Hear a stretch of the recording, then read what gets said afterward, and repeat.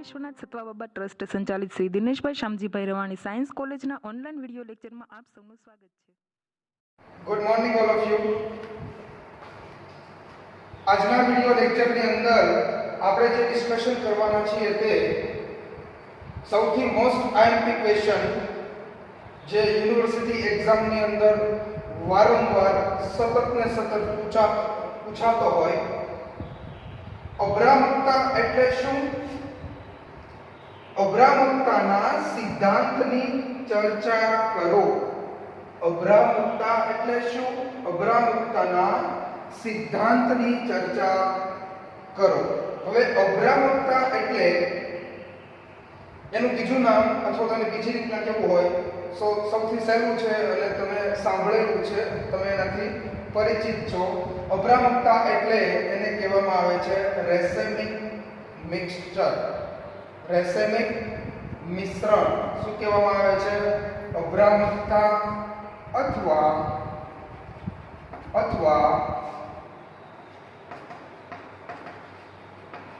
રેસેમિક મિશ્રણ. રેસેમિક મિશ્રણ શું કહેવામાં આવે છે? રેસેમિક મિશ્રણ. ઓકે, હવે સૌથી પહેલા આપણે અભ્રામકતા અથવા રેસેમિક મિશ્રણ એટલે શું એ આપણે જોઈશું. આગળ તમે પાછળના જે બે વિડિયો લેક્ચર છે જેની અંદર આપણે સ્ટીરિયોકેમિસ્ટ્રીની ઇન્ફોર્મેશન, સ્ટીરિયોકેમિસ્ટ્રી શું છે, એની અંદર કયું ભણવાનું આવે, એ બધી વાત આપણે ડિસ્કશન કરી. તો આગળ મેં તમને કીધું હતું કે અભ્રામકતા રેસેમિક મિશ્રણ એટલે શું,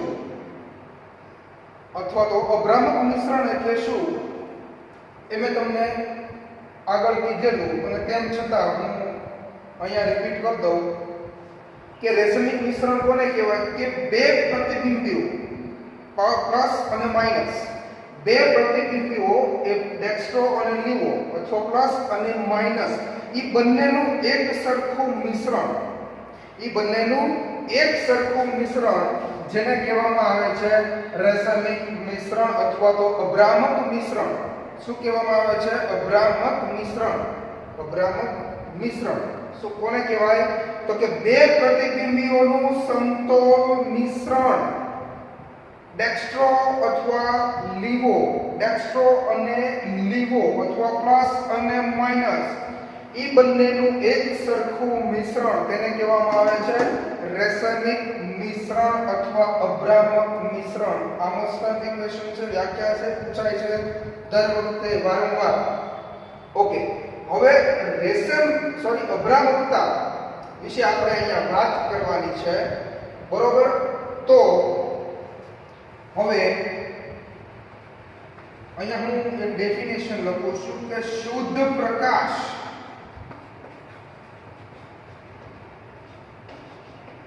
ક્રિયાશીલ સમઘટક. ધ્યાન આપજો, શુદ્ધ પ્રકાશ ક્રિયાશીલ સમઘટક. પ્રકાશ ક્રિયાશીલ સમઘટક કીધું એટલે કે એની અંદર શું હશે? એક અસમ કાર્બન. જે પદાર્થની અંદર અસમ કાર્બન હોય એ જ પ્રકાશ ક્રિયાશીલ કહેવાય. બીજી વસ્તુ કે એ ધ્રુવીભૂત પ્રકાશના તલનું કોણાવર્તન કાં તો ડાબી બાજુ કરી છે અથવા તો જમણી બાજુ એનું ધ્રુવીભૂત પ્રકાશના તલનું કોણાવર્તન કરશે, એ જ પદાર્થને પ્રકાશ ક્રિયાશીલ કહેવાય. અને અહીંયા આપણે કેવો પદાર્થ લેવાનો છે? શુદ્ધ પ્રકાશ ક્રિયાશીલ સમઘટક. એટલે કે ફોર એક્ઝામ્પલ લેક્ટિક એસિડ તો એનો સમઘટક, આ એક ડેક્સ્ટ્રો હોય તો એક લીવો હોય, એક લેક્ટિક એસિડ હોય તો એનું પ્રતિબિંબ, વસ્તુ અને એનું પ્રતિબિંબ, એટલે ક્રિયાશીલ સમૂહનું સમઘટક. બરોબર? શુદ્ધ પ્રકાશ ક્રિયાશીલ સમઘટકનું રેસેમિક મિશ્રણમાં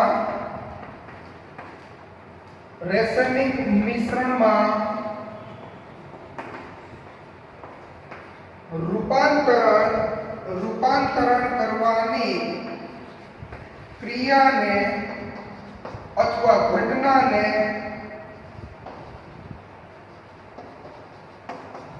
અભ્રામકતા કહેવામાં આવે છે.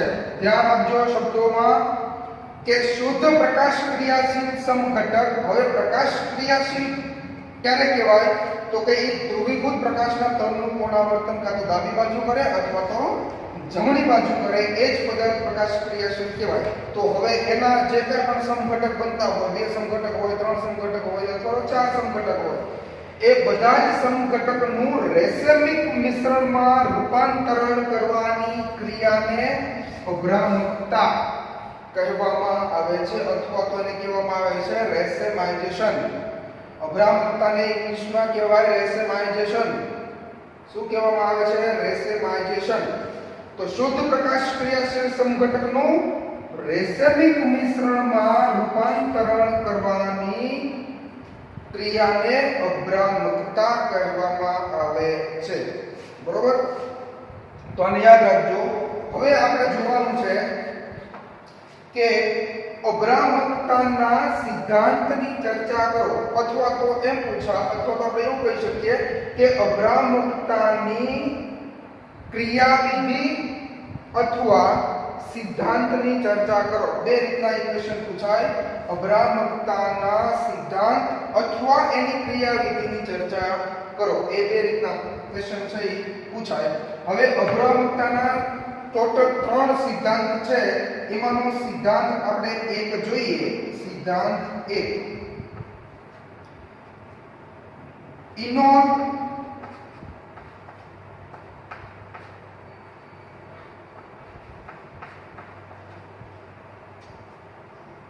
ઇનોલ પદાર્થને કારણે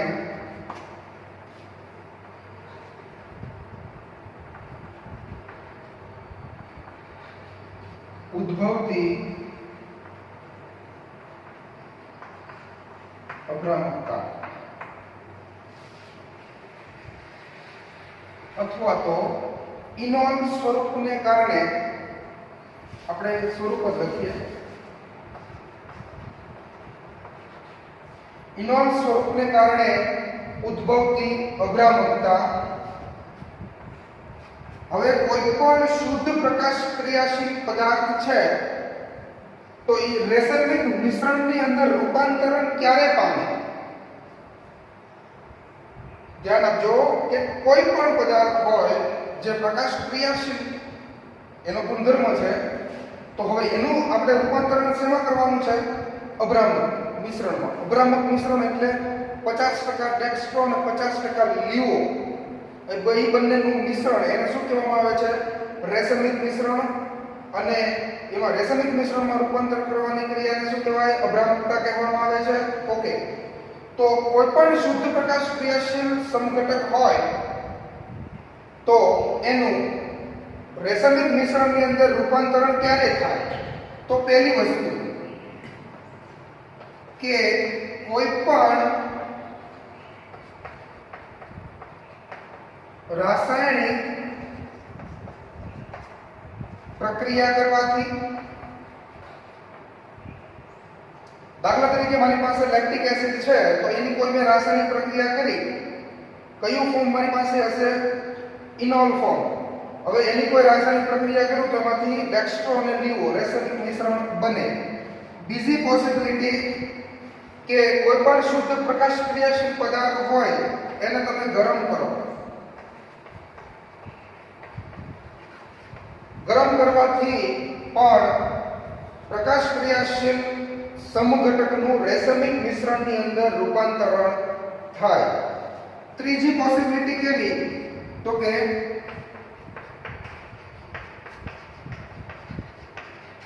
લાંબો સમય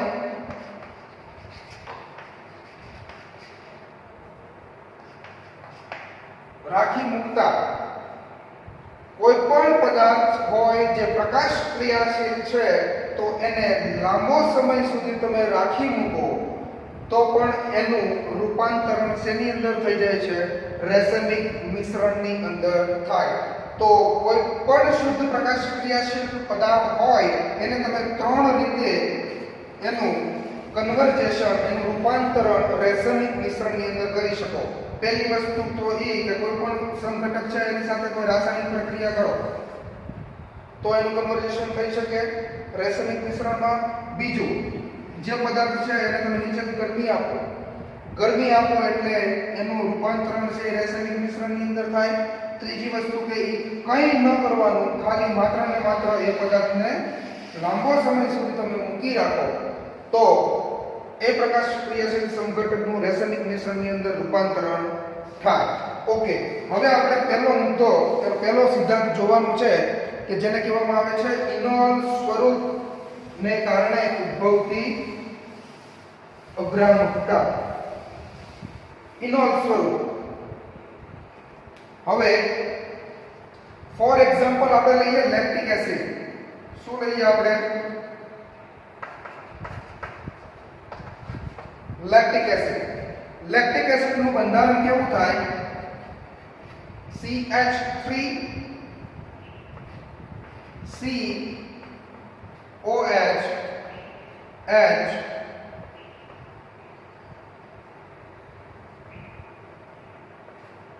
C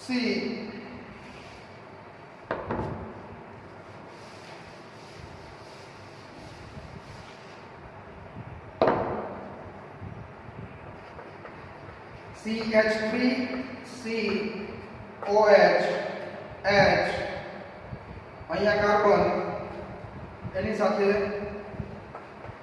OH અને અહીંયા ઓક્સિજન.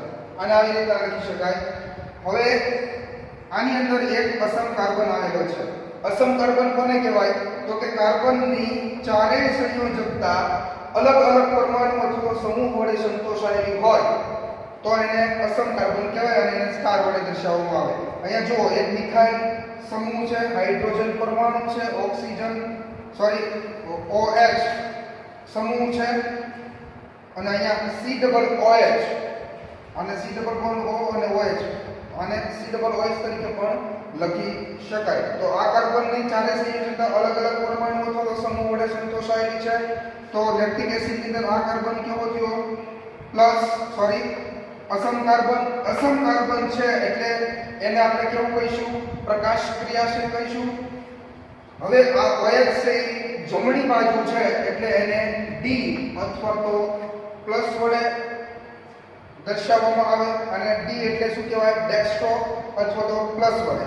ઓકે, હવે લેક્ટિક એસિડ છે એનું તમારે રેસમિક મિશ્રણની અંદર શું કરવાનું છે? રૂપાંતરણ કરવું હોય તો એક્વાયસ સોડિયમ હાઇડ્રોક્સાઇડની હાજરીમાં લેક્ટિક એસિડનું રૂપાંતરણ છે એ રેસમિક મિશ્રણની અંદર થાય. હવે આની અંદરથી શું રિમૂવ થશે? અથવા હું એમ કહું, લેક્ટિક એસિડમાંથી કયું ફોર્મ બને છે? એ આ કીટોન ફોર્મ છે એનું શેમાં કન્વર્ઝેશન થશે? ઇનોલ ફોર્મ. ઇનોલ ફોર્મની અંદર ક્યારે થાય? હવે અહીંયા અસમ કાર્બન છે. અસમ કાર્બન સાથે જે હાઇડ્રોજન જોડાયેલો છે ઈ હાઇડ્રોજનના કારણે લેક્ટિક એસિડની અંદર કીટોન અને ઇનોલ ચલરૂપકતા અથવા તો કીટો ઇનોલ ટોટોમેરિઝમ આની અંદર પ્રક્રિયા જોવા મળે. હવે આની અંદર શું થશે? જો હવે અહીંયાનો હાઇડ્રોજન છે ઈ ક્યાં ટ્રાન્સફર થશે?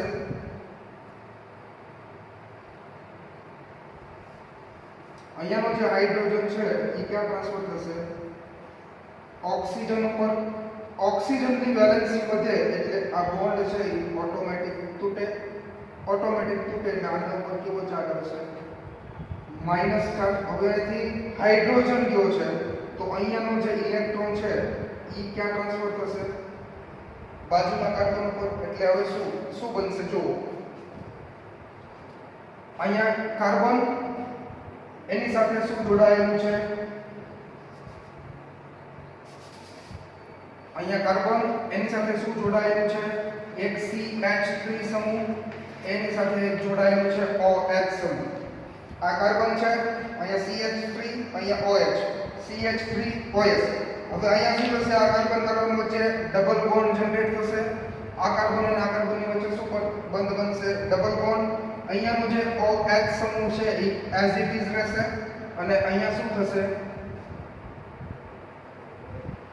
અહીંયા શું થશે હાઇડ્રોજન છે અહીંયા ટ્રાન્સફર થાય આ બંધ છે એ તૂટે છે એટલે અહીંયા સિંગલ બોન્ડ અહીંયા ઓક્સિજન અને એની સાથે એક હાઇડ્રોજન અને અહીંયા પણ દર્શાવો તો ઓક્સિજનની સાથે એક હાઇડ્રોજન ઓકે હવે અહીંયા જે ફોર્મ બન્યું એ કેવું ફોર્મ બન્યું છે ઇનોલ ફોર્મ કેવું ફોર્મ બન્યું છે ઇનોલ ફોર્મ હવે અહીંયા જે ફોર્મ છે ડેક્સ્ટ્રો છે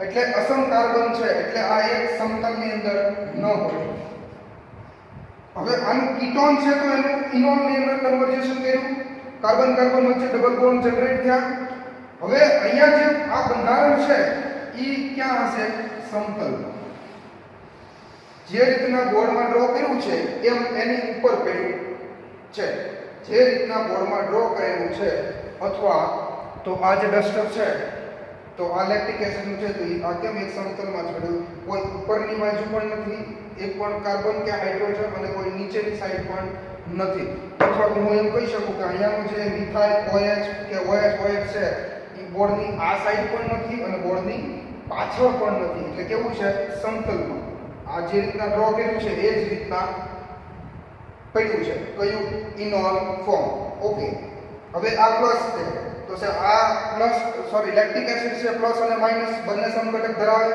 એટલે હું અહીંયા શું ડ્રો કરું છું માઈનસ ફોર્મ હું ડ્રો કરું એટલે અહીંયા CH3 અહીંયા H અહીંયા OH અહીંયા C ડબલ બોન્ડ O અહીંયા OH અને અહીંયા સ્ટાર એટલે એ અસમ કાર્બન અને આ થશે લીવો એટલે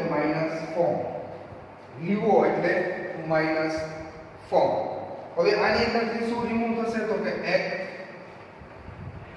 H+ જો ડેક્સ્ટ્રો ફોર્મ તમારી પાસે હોય અને એની અંદર ઇનોલ ફોર્મની અંદર કન્વર્ઝેશન કરવું હોય તો અસમ કાર્બન સાથે જોડાયેલો હાઇડ્રોજન છે એ ક્યાં ટ્રાન્સફર થાય છે ઉપર ઓકે હવે અહીંયાનું જે ફોર્મ છે L ફોર્મ અથવા તો એને લીવો ફોર્મ તો એની અંદર શું થાય છે આમાંથી આ કન્વર્ઝેશન થતું હોય તો પણ શેની જરૂર પડે એક શું રિમૂવ થાય છે એક H+ શું રિમૂવ થાય છે એક H+ હવે ધ્યાન રાખજો હવે લેક્ટિક એસિડના બે ફોર્મ ડેક્સ્ટ્રો અને લીવો લેક્ટિક એસિડના બે ફોર્મ ડેક્સ્ટ્રો અને લીવો અને વચ્ચેનું જે ફોર્મ છે જેને કહેવામાં આવે છે ઇનોલ ફોર્મ હવે ઇનોલ ફોર્મ છે એ સમતલમાં છે આમાં એક સમતલની અંદર છે અને એક સમતલની એક બહારની સાઈડ છે અને એક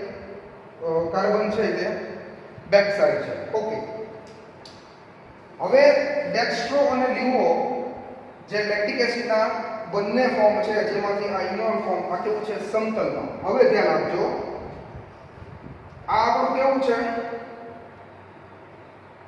ઇનોલ ફોર્મ હવે આ ડબલ બોન્ડ છે એટલે એક જ સમતલની અંદર છે હવે કાર્બન કાર્બન વચ્ચે ડબલ બોન્ડ છે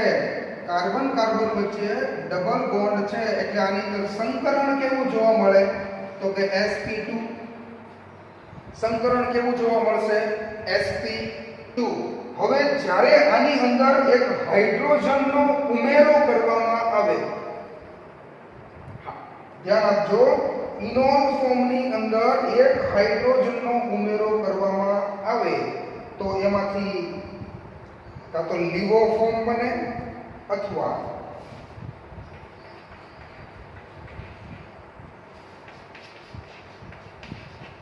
ડેક્સ્ટ્રો ફોર્મ બને ઇનોલ ફોર્મની અંદર જો હાઇડ્રોજનનો ઉમેરો કરવામાં આવે તો કાં તો લીવો ફોર્મ બને અથવા તો ડેક્સ્ટ્રો ફોર્મ બને કેવી રીતના કારણ કે કાર્બન કાર્બન વચ્ચે ડબલ બોન્ડ છે અને અણુ છે ઇનોલ ફોર્મ છે કેવું છે સમતલમાં છે sp2 સંકરણ છે એટલે હવે જેવો આ બંધ છે એ બ્રેક થાય જ્યારે હાઇડ્રોજનનો ઉમેરો થાય હવે આ ફોર્મ છે એ સમતલમાં હોવાથી હાઇડ્રોજન છે એ કાં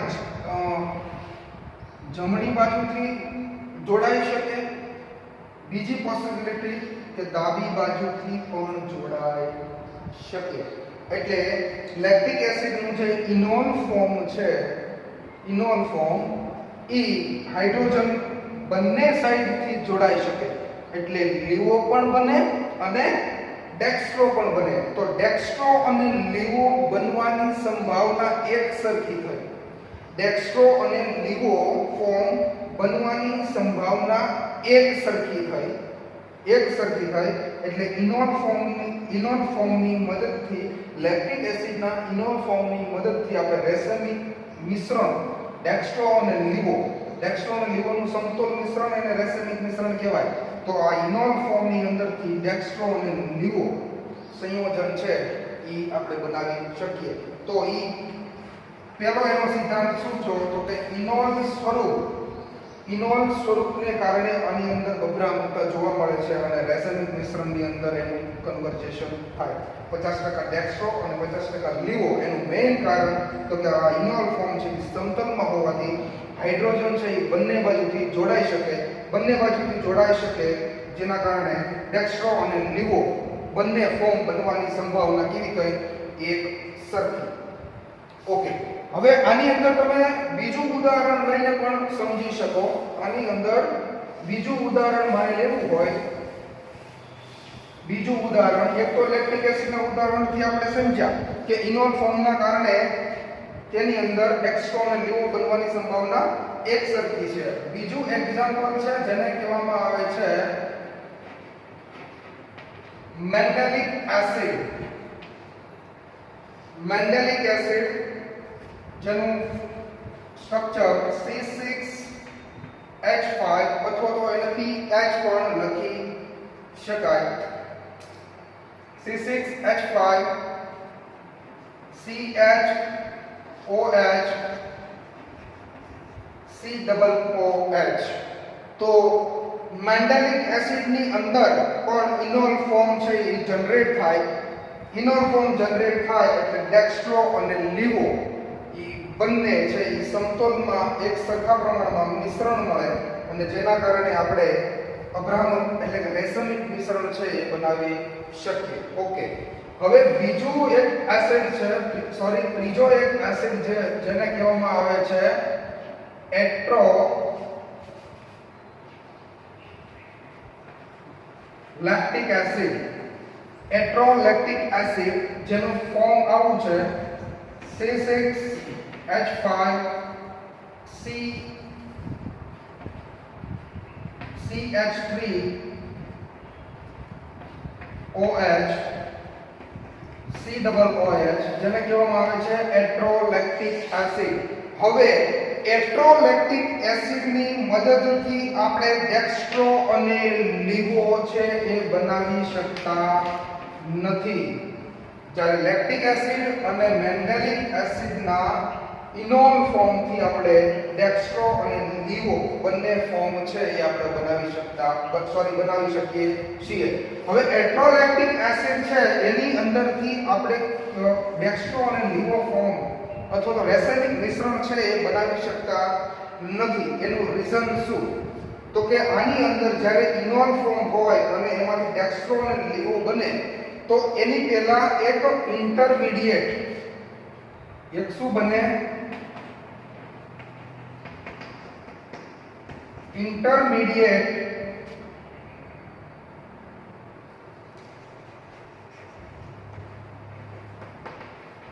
કાર્બ એનાયન, ઇન્ટરમીડિયેટ અથવા તો મધ્યવર્તી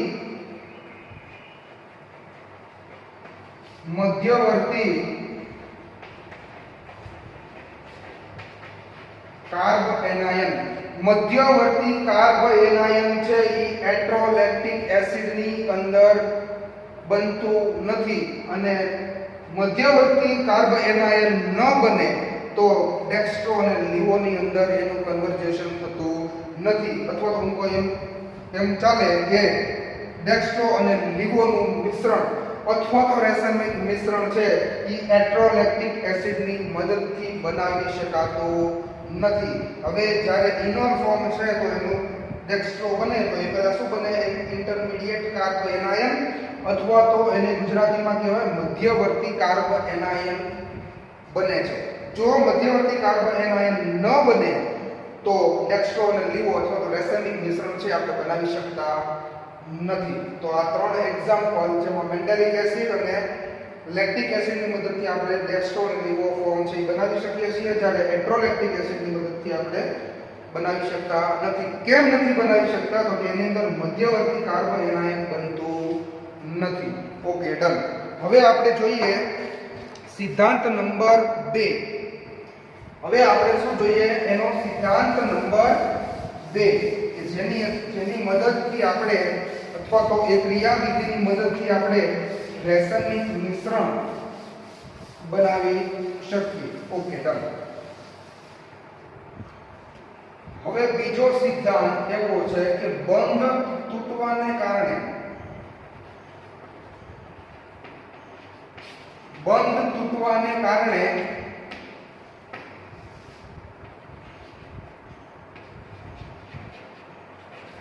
ઉદ્ભવતી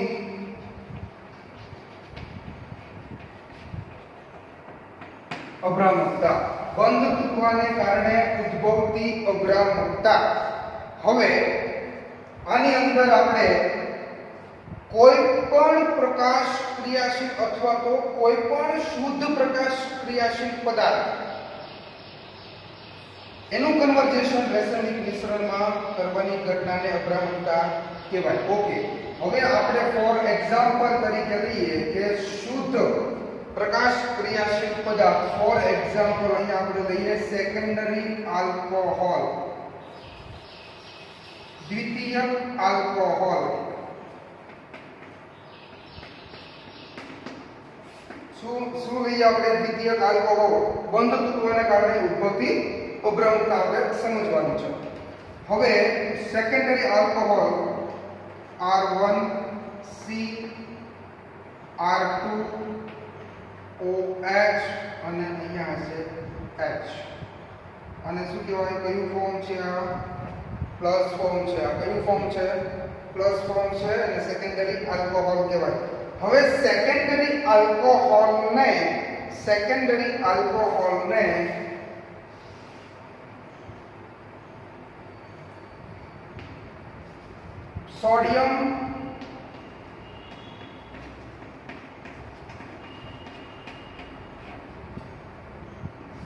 સોડિયમ આલ્કોક્સાઇડ સાથે ગરમ કરવાથી, ધ્યાન આપજો, સેકન્ડરી આલ્કોહોલ આપણે કોઈ પણ શુદ્ધ પ્રકાશ ક્રિયાશીલ પદાર્થ તરીકે શું લીધું? Secondary alcohol. હવે એ સેકન્ડરી આલ્કોહોલ છે એને સોડિયમ આલ્કોક્સાઇડ સાથે ગરમ કરવામાં આવે તો એમાંથી અભ્રામકતા બની જાય અથવા તો એ રાસાયણિક મિશ્રણ છે એ બની જાય. હવે સોડિયમ આલ્કોક્સાઇડ એ તમારા માટે નવું છે. સોડિયમ આલ્કોક્સાઇડ કોને કહેવાય? તો કે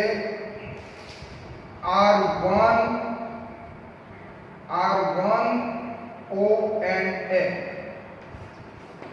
જેને શું કહેવામાં આવે છે? Sodium alkoxide. બને કેવી રીતના? તો કે ROH પ્લસ. એની પ્રક્રિયા કોની સાથે કરવામાં આવે?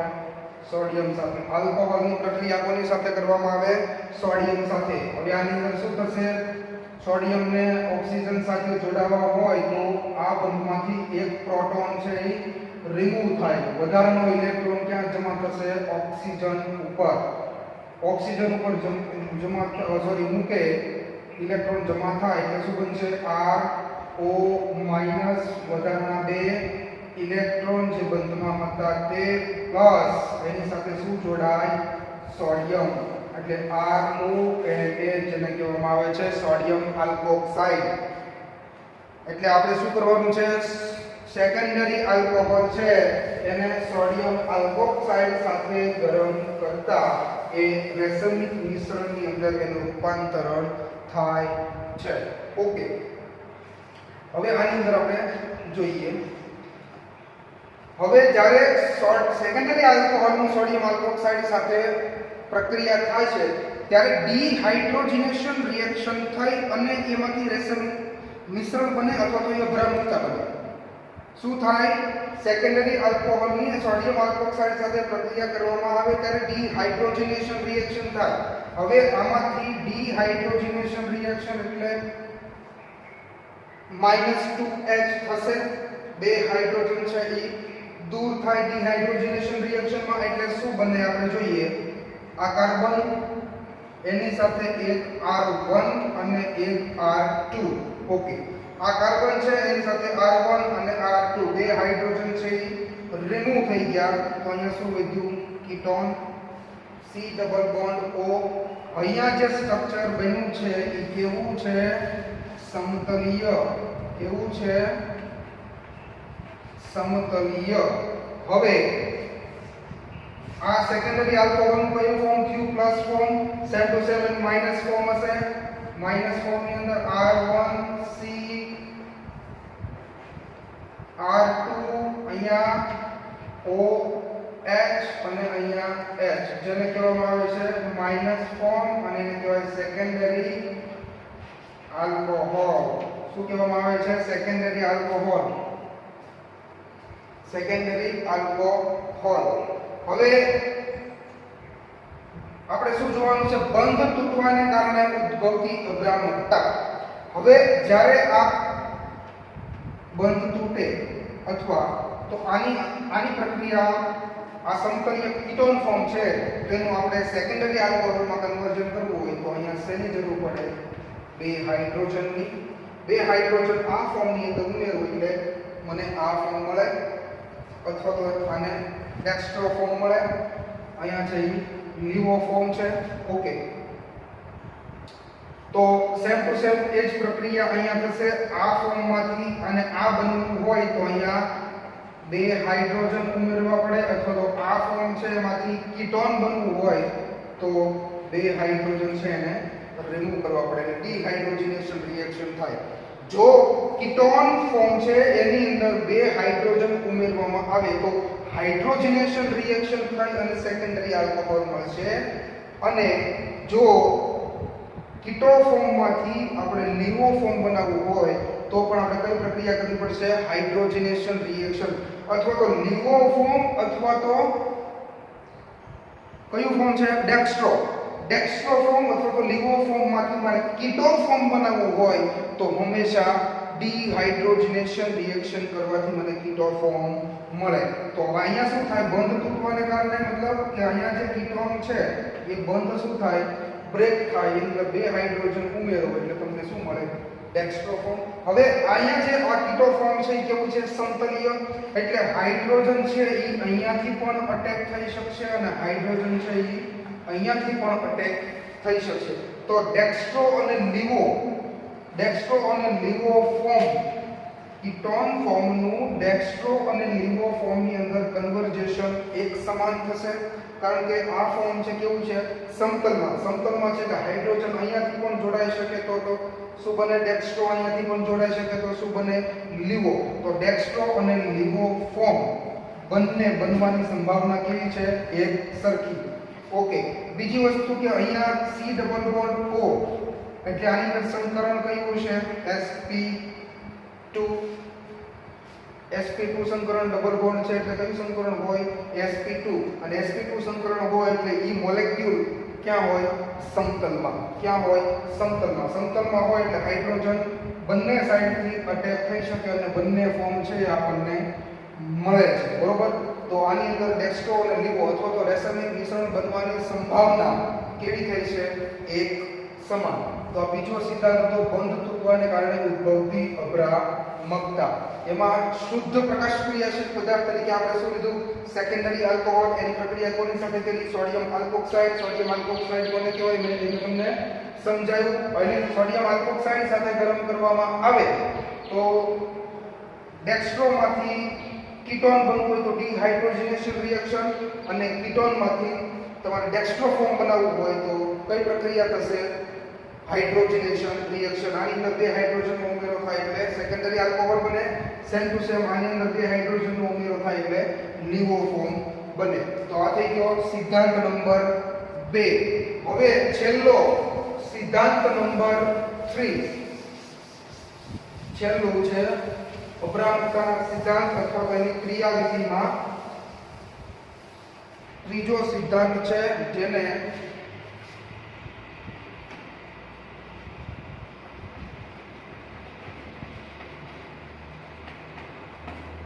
આયનીકરણના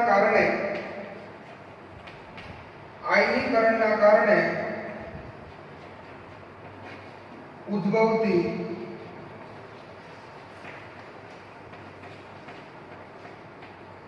અભ્રામકતા.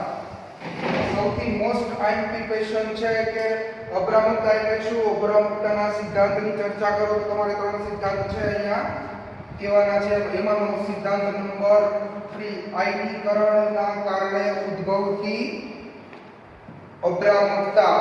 આયનીકરણના કારણે ઉદ્ભવતી અભ્રામકતામાં આપણે ફોર એક્ઝામ્પલ તરીકે જોઈએ તો alpha chloro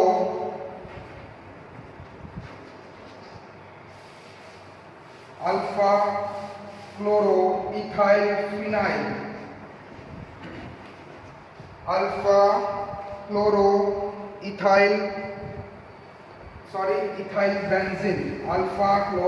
ethyl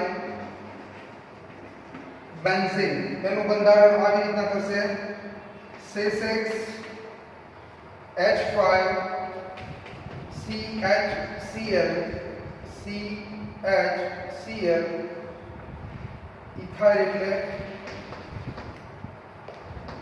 C2H5 alpha chloro ethyl benzene, જેની અંદર આપણે શું જોવાનું છે? આયનીકરણના કારણે ઉદ્ભવતી અભ્રામકતા. હવે આની અંદર તમે જુઓ અહીંયા C2H5 છે, એની જગ્યાએ આપણે શું લઈ લઈએ? એક જ સમૂહ મિથાઇલ. તો આ આવી રીતના થાય CH3 એની સાથે એક હાઇડ્રોજન, એની સાથે એક Cl,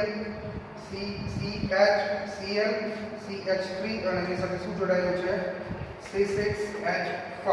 હવે 1 2 3 અને 4 કાર્બનની ચારેય સંયોજકતા કેવી છે? અલગ અલગ પરમાણુનો સમૂહ વડે સંતોષાયેલી તેને આલ્ફા કાર્બન કહીશું, અસમ કાર્બન કહીશું. હવે આયનીકરણના કારણે ઉદ્ભવતી અભ્રામકતામાં આલ્ફા ક્લોરો ઇથાઇલ બેન્ઝીન. હવે અહીંયા અસમ કાર્બન સાથે જોડાયેલો હેલોજન પરમાણુ, અસમ કાર્બન સાથે જોડાયેલો હેલોજન પરમાણુ છે. આનું આયનીકરણ કરવામાં આવે. આનું શું કરવામાં આવે? આયનીકરણ કરવામાં આવે. હવે આનું આયનીકરણ કરવામાં આવે એટલે આવું ફોર્મ છે એ જનરેટ થાય, C6H5 અહીંયા કાર્બન,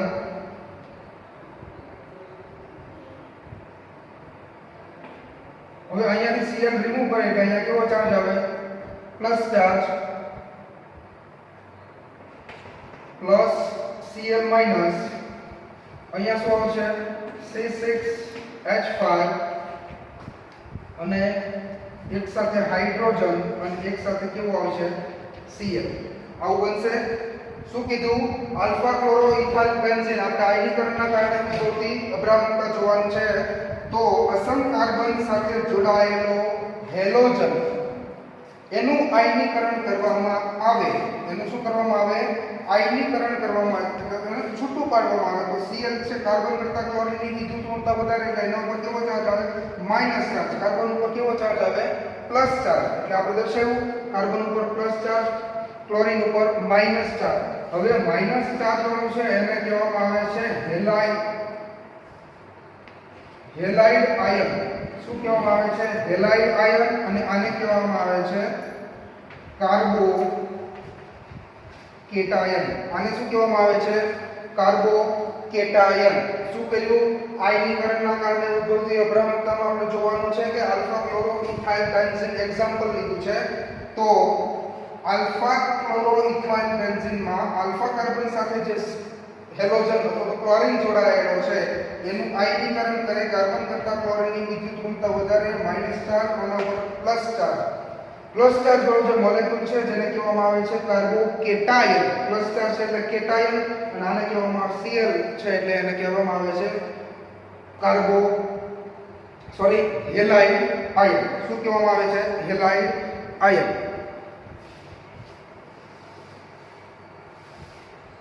હવે આની અંદર આપણે કેવું જોયું તો કે આની અંદર આ કેવો ચાર્જ છે માઈનસ ચાર્જ સોરી અથવા તો લીવો કહી શકાય સેમ ટુ સેમ આનું ફોર્મ અહીંયા હશે બીજું C6 H5 CH Cl CH3 અને પ્લસ ચાર્જ કહી શકાય ઓકે આપણી પાસે શું છે કાર્બો કેટાયન ઓકે હવે અહીંયા જે કાર્બો કેટાયન બને છે અહીંયા જે કાર્બો કેટાયન બને છે એ કેવું છે સમતલમાં છે અહીંયા કેવું છે કાર્બો કેટાયન જે બને છે એ સમતલમાં છે હવે કાર્બો કેટાયનમાંથી ડેક્સ્ટ્રો બનવા માટે શેની જરૂર છે તો કે એની અંદર એક Cl એક હેલાઇડ આયન છે એ ઉમેરાય તો માઈનસ બને સેમ ટુ સેમ આ બાજુ છે માઈનસ Cl પ્લસ Cl આની અંદર માઈનસ Cl અને પ્લસ Cl ધ્યાન આપજો આપણી પાસે લીવો ફોર્મ છે લીવો ફોર્મમાંથી કાર્બોકેટાયન બનવું હોય તો એક ક્લોરીન અણુ તમે અથવા એક હેલાઇડ આયન છે એ રિમૂવ કરો એટલે આ ફોર્મ બને અને આ ફોર્મ કેવું છે સમતલમાં છે ઓકે સેમ ટુ સેમ આ કાર્બોકેટાયન છે એની અંદરથી આ ફોર્મ બનાવવું હોય આ ફોર્મ મારે બનાવવું હોય તો એને શું ઉમેરવામાં આવે એક Cl એટલે આ ફોર્મ બને અથવા તો પ્લસ ફોર્મ છે એમાંથી અમારે કાર્બોકેટાયન બનાવવું હોય તો એક હેલાઇડ આયન છે મારે રિમૂવ કરવો પડે ઓકે હવે અહીંયા જે કાર્બોકેટાયન છે એ સમતલમાં હોવાથી હેલાઇડ આયન છે કાં તો જમણી બાજુથી અટેક થશે અથવા તો ડાબી બાજુથી અટેક થઈ શકશે એટલે ડેક્સ્ટ્રો અને લીવો પ્લસ ફોર્મ અને માઈનસ અથવા તો રેસમિક મિશ્રણ મળવાની સંભાવના એક સમાન રહેશે રેસમિક મિશ્રણ મળવા આ કાર્બોકેટાયનમાંથી રેસમિક મિશ્રણ બનવાની સંભાવના કેવી રહેશે એક સમાન કેવી રહેશે એક સમાન કારણ કે અહીંયા જે કાર્બોકેટાયન આયન જે બને છે એ કેવું છે સમતલમાં હોવાના કારણે પ્લસ અને માઈનસ અથવા તો એને દર્શાવવામાં આવે Dl ડેક્સ્ટ્રો અને લીવો બંને ફોર્મ બનવાની સંભાવના કેવી છે એક સરખી એટલે આની પ્રક્રિયા જ્યારે કરવામાં આવે કાર્બોકેટાયનની તો રેસમિક મિશ્રણ છે એ તમને એક સમાન મળે તો આ હતા ત્રણ સિદ્ધાંત અબ્રામોફ્તાના સિદ્ધાંત પહેલો ઇનોલ સ્વરૂપ વડે રેસમિક મિશ્રણ આપણે બનાવી શકીએ બીજું બંધ તૂટે કીટોન ફોર્મ હોય એનો તમે બંધ તૂટે તો પણ આપણને શું મળે છે રેસમિક મિશ્રણનું સમતોલ અથવા સોરી ડેક્સ્ટ્રો અને લીવો પ્લસ અને માઈનસનું સમતોલ મિશ્રણ જેને રેસમિક મિશ્રણ કહેવાય બરોબર અને ત્રીજું ફોર્મ છે આયનીકરણના કારણે ઉદ્ભવતી અહીંયાથી એનું આયનીકરણ કરી નાખ્યું કાર્બન તથા ક્લોરીનની વિદ્યુત ઋણ વધારે છે માઈનસ ચાર્જ અહીંયા કેવો આવશે પ્લસ ચાર્જ તો અહીંયા કાર્બોકેટાયનમાંથી આપણને અને ત્રણ ફોર્મ છે ઇનોર ફોર્મ છે બીજું બંધ તૂટે તો એમાં કીટોન ફોર્મ જે બને છે અથવા તો આની અંદર જે કાર્બોકેટાયન બને છે ત્રણ ફોર્મ કેવા છે સમતલમાં તો બંને બાજુથી ડાબી અને જમણી બાજુથી જે હેલાઇડ આયન હોય અથવા તો હાઇડ્રોજન છે એને અટેક થવાનો અથવા તો જોડાવાનો બંને સાઈડથી ડાબી અને જમણી બાજુથી જોડાઈ શકે તો ડેક્સ્ટ્રો અને લીવો નું ફોર્મ આપણને કેવું મળે એક સમાન અથવા તો આપણે એમ કહી શકીએ કે આ બે ફોર્મ બનવાની સંભાવના કેવી છે એક સમાન તો આ ત્રણ સિદ્ધાંત છે જે પરીક્ષાની અંદર વારંવાર પૂછાતા હોય છે બરોબર એટલે આ મોસ્ટ આઈએમપી ક્વેશ્ચન તરીકે આની કેલ્ક્યુલેશન કરવામાં આવે છે આ યુનિટની અંદર બરોબર તો અબ્રામોફ્તાના સિદ્ધાંતની અંદર બસ આટલું જ અને બાકીનું છે અથવા તો આગળનો જે ટોપિક છે એ પણ આઈએમપી છે તો એ આપણે આવતા વિડિયો લેક્ચરની અંદર આપણે ડિસ્કશન